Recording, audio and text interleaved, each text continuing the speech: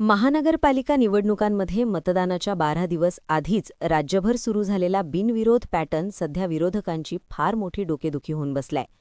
राज्यभरातून विरोधकांचे तब्बल 67 उमेदवार बिनविरोध विजयी झाल्याने यामागे नेमकं काय गौड बंगाल आहे असाच प्रश्न आता पडत असताना आणि अनेक आरोप प्रत्यारोप या प्रकरणी सुरू असताना मनसैनिकांनी एक जबरदस्त काम केलंय.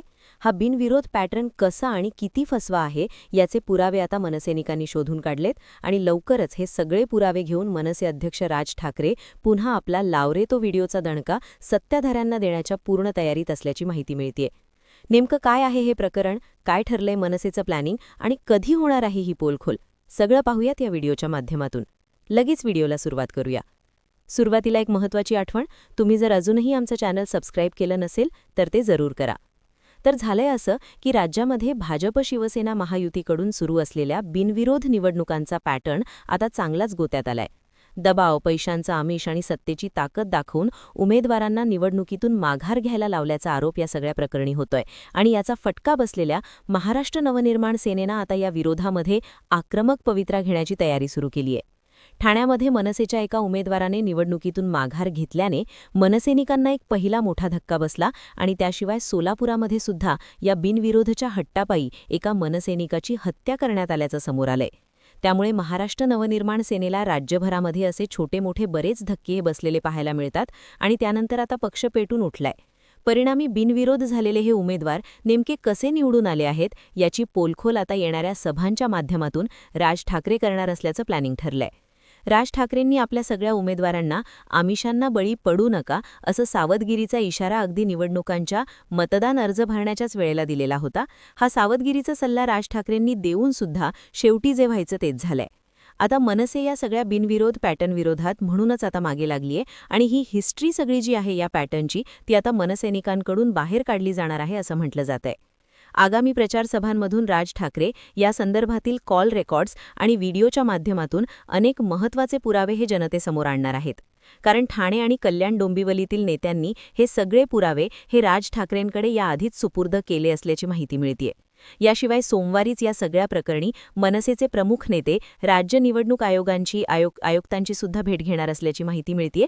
काल देखील मनसेच्या अविनाश जाधवांनी या सगळ्या प्रकाराविरोधात कल्याण डोंबिवलीमध्ये एक आंदोलन छेडत या सगळ्याचा निषेध तीव्रपणे व्यक्त केला आणि त्यानंतर आता मनसे पुढे अशी अनेक पावलं उचलण्याच्या सध्या तयारीत असल्याचं म्हटलं जातंय.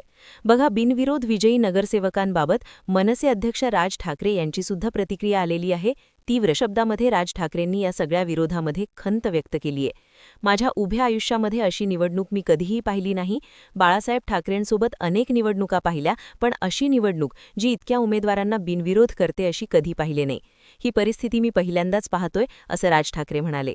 ठाण्याचे शहराध्यक्ष अविनाश जाधव, अभिजित पानसे आणि माजी आमदार राजू पाटील या राज ठाकरेंच्या भेटीसाठी त्यांची शिवतीर्थ या निवासस्थानी गेले होते आणि या भेटीदरम्यान हा बिनविरोधचा पॅटर्न जो आहे किंवा या निवडी आहेत त्या संदर्भामध्ये चर्चा झाली. त्यावेळेला राज ठाकरेंनी हे विधान केलंय.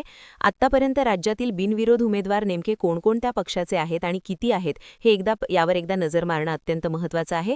सर्वाधिक बिनविरोध नगरसेवक हे निवडून आलेले आहेत ते भाजपचे याच्यामध्ये 44 बिनविरोध नगरसेवक आहेत. तर त्यापाठोपाठ शिवसेना शिंदे गटाचे 22, राष्ट्रवादी काँग्रेस अजित पवार गटाचे 2, इस्लामिक पार्टीचे 1 आणि अपक्ष 1 असा हा साधारणतः बिनविरोध निवडून आलेल्या उमेदवारांचा आकडा आहे.